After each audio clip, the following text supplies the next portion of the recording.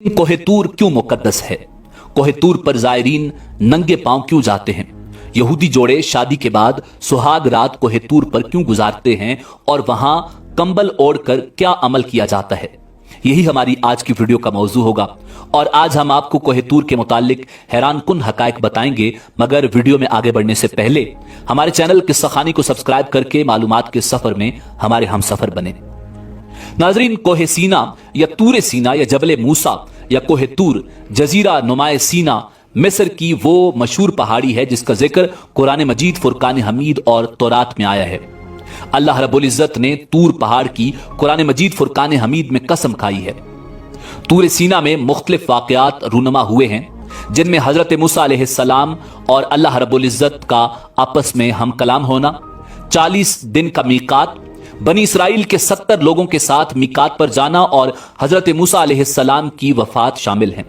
नबी आखिरुज़्ज़मा इमामुल अंबिया जनाब मुहम्मदुर रसूलुल्लाह सल्लल्लाहु अलैहि वसल्लम ने तूर सीना के तकद्दुस की इल्लत की मवारिद में से एक हजरत मूसा अलैहिस्सलाम का वहां पर अल्लाह से हम कलाम होने को करार दिया है।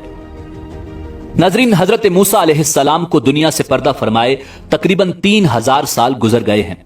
ये पहाड़ उस वक्त से मुकद्दस चला आ रहा है और जायरीन 3000 साल तक कोहे तूर पर नंगे पैर आते जाते रहे हैं, क्योंकि हजरत मूसा अलैहिस्सलाम कोहे तूर पर नंगे पांव गए थे। और ये रिवायत आज भी कायम है कि हर मजहब के मानने वाले कोहे तूर पर नंगे पांव जाते हैं। सफर इंतहाई लंबा और दुश्वार होता है, चुनाचे 90% जायरीन के पांव जख्मी भी हो जाते हैं। कई जायरीन पहाड़ से गिरकर मरे भी हैं। यूं इस पहाड़ की चोटी तक पहुंचने में सैकड़ों लोगों की जान चली गई है।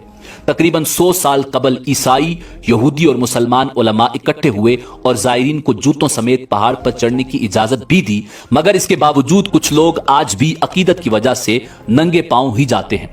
यह सफर निस्बतन आसान तो हो गया, मगर एक शख्स ने पहाड़ को इस तरह तराशा कि जायरीन के चढ़ने के लिए सीढ़ियां बना दी। कुछ हद तक अब यह सफर आसान है।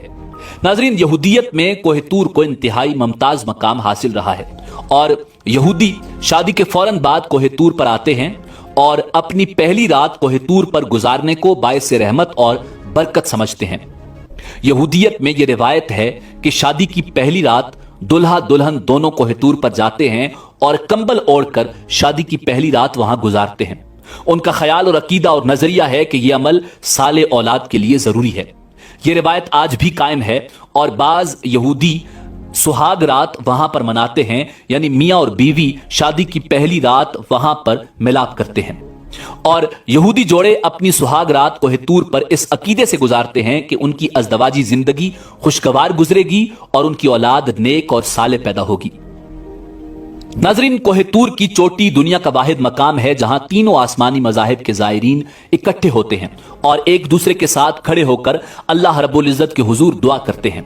ये वो मकाम है जहां कोई बंदा रहता है और न कोई बंदा नवाज, मगर जूं जूं सूरज चढ़ता जाता है लोग तूर से नीचे उतरते दिखाई देते हैं।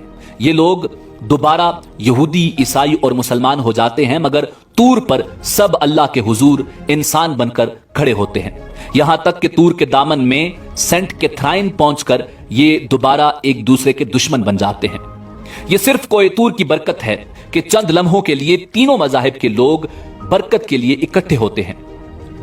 नाजरीन, कोहे तूर पर तीनों मजाहिब के दरमियान मौजूद दीवारें गिर जाती हैं और अल्लाह के बंदे सिर्फ अल्लाह के बंदे बन जाते हैं। कहा जाता है कि तूर से वापसी का सफर चढ़ाई से ज्यादा मुश्किल होता है। जायरीन खुली आंखों से खतरनाक सीढ़ियां और होलनाक घाटियां देख सकते हैं और हर बार रुक रुक कर ये सोचते हैं कि क्या कल रात हम इस मकाम से भी गुजरे थे, और ये सोचकर उनकी रूह तक कांप जाती है।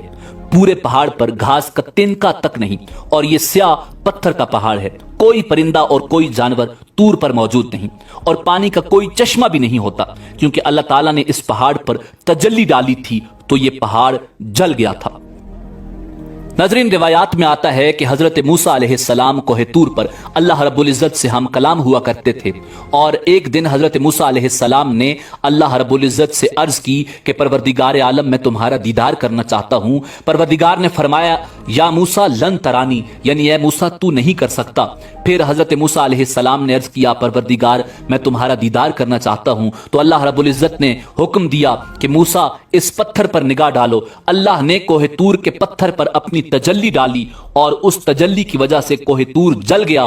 حضرت موسیٰ علیہ السلام کی آنکھوں میں وہ تجلی پڑی تو حضرت موسیٰ علیہ السلام بے ہوش ہو گئے، اور آپ کے ساتھ بعض روایات میں آتا ہے کہ بنی اسرائیل کے 70 لوگ بھی تھے، وہ 70 لوگ اس تجلی اور اس اللہ رب العزت کی وجاہت اور پروردگار عالم کے جمال اور جلال کو برداشت نہ کر سکے، اور وہ 70 لوگ کوہ طور پر مر گئے۔ اس وقت سے کوہ طور سیاہ پہاڑ ہے۔ ناظرین، بعض لوگ کوہ طور کی مٹی کو سرما بنانا بھی پسند فرماتے ہیں، اور کہا جاتا ہے کہ کوہ طور کا سرما آنکھوں کے لیے باعث رحمت اور شفا ہوتا ہے، اور پوری دنیا کے مختلف ممالک میں کوہ طور کا سرما بھیجا جاتا ہے۔ مختلف ممالک کے لوگ کوہ طور سے پتھر لا کر پیس کر سرما بناتے ہیں۔ ناظرین، کوہ طور پہاڑ اللہ رب العزت کی نشانیوں میں سے ایک عظیم نشانی ہے۔ پروردگار عالم نے قرآن مجید فرقان حمید میں ارشاد فرمایا والتین والزیتون وطور سینین، یعنی اللہ رب العزت نے پہلے مٹی کی قسم کھائی، پھر زیتون کی قسم کھائی، اور تیسری قسم سورہ تین میں پروردگار عالم نے طور سینین یعنی طور پہاڑ کی کھائی۔ ناظرین، سال 2016 میں مصر کے ایک ماہر آثار قدیمہ نے وہ مقام بھی دریافت کرنے کا دعویٰ کیا تھا جہاں اس کے بقول اللہ تعالیٰ نے پہلی بار حضرت موسیٰ علیہ السلام کو مخاطب کیا تھا۔ مصری ماہر آثار قدیمہ ڈاکٹر عبدالرحیم ریحان نے بتایا کہ مصر کے کوہ طور میں واقع خانقاہ سینٹ کیتھرین یا کیتھرائن وہ مقام ہے جہاں اللہ نے حضرت موسیٰ علیہ السلام کو مخاطب کیا۔ ان کا ماننا ہے کہ یہی وہ بات اللہ نے اپنے پیغمبر سے کی جو قرآن میں درج ہے۔ انہوں نے بتایا کہ تمام تحقیقی رپورٹ سے یہ ثابت ہوتا ہے کہ یہ وہی مقام ہے